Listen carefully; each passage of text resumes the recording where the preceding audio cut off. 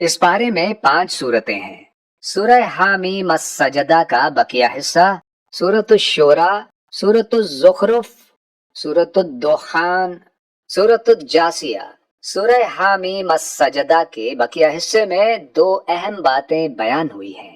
پہلی بات قیامت، فرمایا ایک دن سب کو اللہ کے سامنے حاضر ہونا ہے اور اپنے اعمال کا حساب دینا ہے۔ دوسری بات توحید، فرمایا کہ کائنات کی ہر چیز اس بات کی گواہی دیتی ہے کہ عبادت کے لائق صرف ایک اللہ ہے۔ سورۃ الشورى، اس سورت میں 2 بنیادی مضامین بیان ہوئے ہیں۔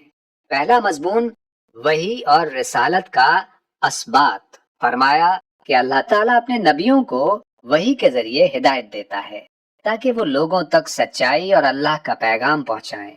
دوسرا مضمون مومنوں کی 8 صفات بیان ہوئی ہیں۔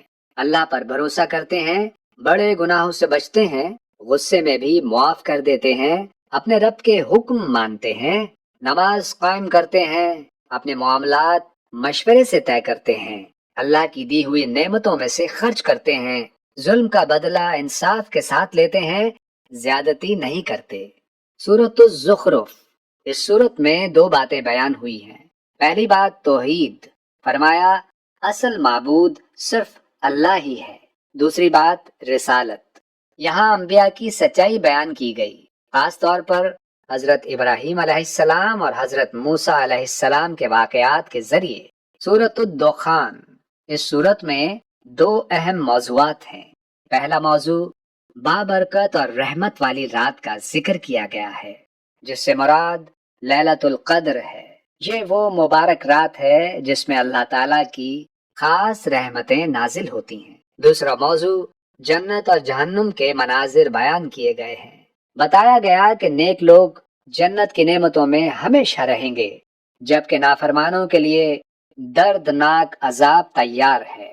سورۃ الجاثیہ، اس سورت میں 2 بنیادی باتیں بیان ہوئی۔ پہلی بات توحید، کائنات کی ہر نشانی اللہ کی وحدانیت پر گواہی دیتی ہے۔ آسمان، زمین، دن رات کا نظام اور ہر مخلوق اس بات کی دلیل ہے کہ خالق صرف ایک اللہ ہے۔ دوسری بات قیامت، فرمایا ایک دن ضرور آئے گا جب تمام انسان اپنے اعمال کے ساتھ اللہ کے سامنے پیش ہوں گے، جہاں مکمل انصاف ہوگا اور ہر شخص کو اس کے اعمال کا بدلہ ملے گا۔ اس بارے میں یہ پیغام دیا گیا ہے کہ ایمان والا وہ ہے جو اللہ پر بھروسہ کرے، نماز قائم رکھے اور اچھے اخلاق کے ساتھ زندگی گزارے۔ اے اللہ، ہمیں سچا ایمان، اچھے اخلاق اور آخرت کی تیاری کی توفیق عطا فرما۔ آمین۔